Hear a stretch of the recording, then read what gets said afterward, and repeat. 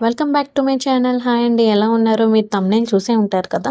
ఖచ్చితంగా మీరు కూడా ఇంట్లో ట్రై చేసి ఎలా ఉందో కామెంట్ బాక్స్‌లో కామెంట్ చేయండి. బయటకలా సరదాగా వెళ్ళాలనిపించినప్పుడు ఖచ్చితంగా స్ట్రీట్ ఫుడ్‌లో ట్రై చేయాల్సిన ఫుడ్ ఏంటి అంటే ఈ మిర్చి బజ్జీ అండి. ఈ మిర్చి బజ్జీని ఇంట్లోనే చాలా ఈజీగా, సింపుల్‌గా అండ్ టేస్టీగా ఎలా చేసుకోవాలో మీకు చూపిస్తాను.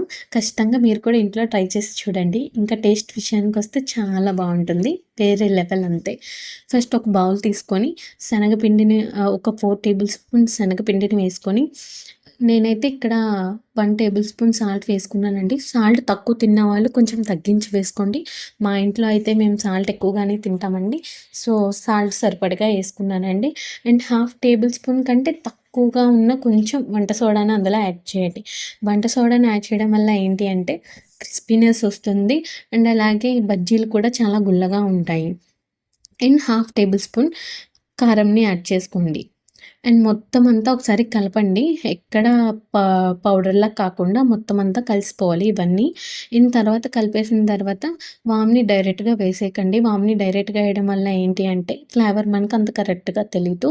సో, కొంచెం క్రష్ చేసుకొని వేసుకోండి. మొత్తం అంతా పిండిలో కలుస్తుంది ఫ్లేవర్. తర్వాత కొంచెం ఆయిల్‌ని ఎయండి. ఆయిల్ వేయడం వల్ల కూడా సేమ్ గుల్లతనం వస్తుంది. చాలా టేస్టీగా కూడా ఉంటుంది.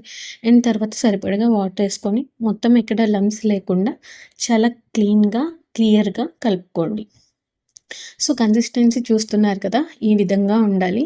గుర్తుపెట్టుకోండి, కరెక్ట్ కన్సిస్టెన్సీలో ఉండాలి. దోస పిండి కంటే కొంచెం లూజ్‌గా. ఇప్పుడు మన మిర్చి బజ్జీకి కావాల్సిన మిర్చీలు తీసుకొని ఒకటి ఇలా కట్ చేసి దాని లోపల ఉన్న సీడ్స్ అన్నీ రిమూవ్ చేసేసేయాలండి. ఈ ఇవి రిమూవ్ చేసేసిన తర్వాత ఈ ప్రాసెస్ కంటే ముందుగా మనం కొంచెం చింతపండుని తీసుకొని ఒక బౌల్‌లో వాటర్ పోసి నానబెట్టుకోవాలండి. అది తర్వాత నానిన తర్వాత ఆ చింతపండు రసం మొత్తం తీసేసి రసాన్ని ప్రిపేర్ చేసుకొని పక్కన పెట్టుకోండి. ఇప్పుడు ఇట్లా సీడ్స్ అన్నీ తీసేసిన తర్వాత ఆ చింతపండు రసంలో జీరాని యాడ్ చేసుకోవచ్చు. జీరాని యాడ్ చేసుకొని ఇలా డైరెక్ట్‌గా అప్లై చేసుకొని మనం బజ్జీ ఏసుకున్న టేస్ట్ బావుంటుందండి. అలా కాకుండా మా ఇంట్లో ఏంటంటే కొంచెం కొత్తిమీర ఫ్లేవర్‌ని ఎక్కువగా ఇష్టపడతాము. సో, దానివల్ల ఏంటంటే నేను సెపరేట్‌గా స్టఫ్‌ని రెడీ చేసుకున్నా. ఇప్పుడు చూపిస్తున్నట్టు ఇదొచ్చేసి ఒక స్టెప్ అండి.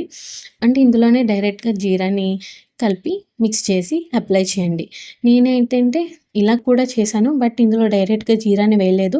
నేను సెపరేట్‌గా స్టఫ్ రెడీ చేసుకున్నాను. చూస్తున్నారు కదా ఇక్కడ కొత్తిమీర వేసి అండ్ కొంచెం జీరా యాడ్ చేస్తున్నాను.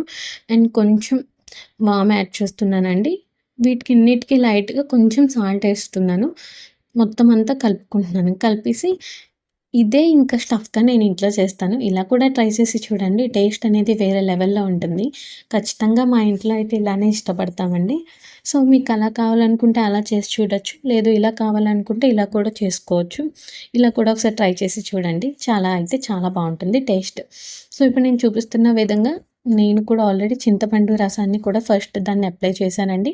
అప్లై చేసిన తర్వాత ఈ స్టఫ్ పెడుతున్నాను. నేను చేసిన స్టఫ్‌ని పెడుతున్నాను.